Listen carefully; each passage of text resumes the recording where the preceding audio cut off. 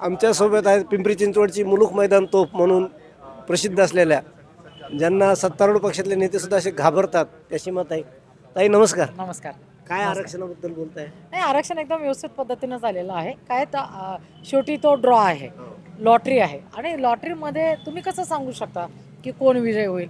जे काही त्याला अत्यंत पारदर्शीपणाने झालेलं आहे. जिथे स्त्री होतं तिथे पुरुष झाले, जिथे पुरुष आहे तिथे स्त्री झालेला आहे आणि काही हरकत नाही. जी लोक मैदानात आहेत, जी लोक काम करतात, काम करणाऱ्या कार्यकर्त्यांना जनता न्याय देते, याच्यावरती माझा ठाम विश्वास आहे.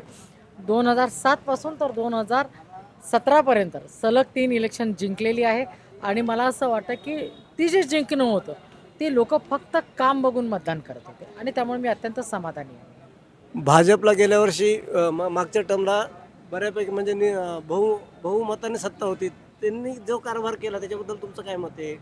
एकंदरीत त्यांचं समाधानी आहात तुम्ही की फक्त विरोधी आहात म्हणून टीकायचं सूर आहे?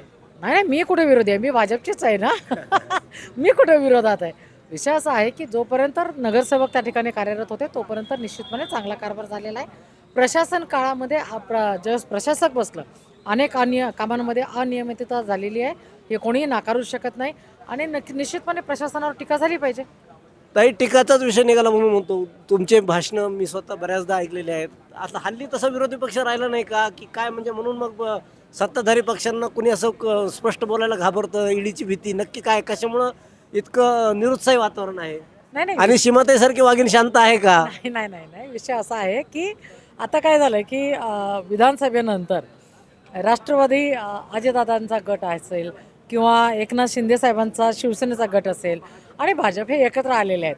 त्यामुळे विरोधी पक्षामध्ये कोणी राहिलेलंच नाही आणि म्हणून विरोधी पक्षाचा आवाज नाही, त्यामुळे सगळे सोबत आहेत.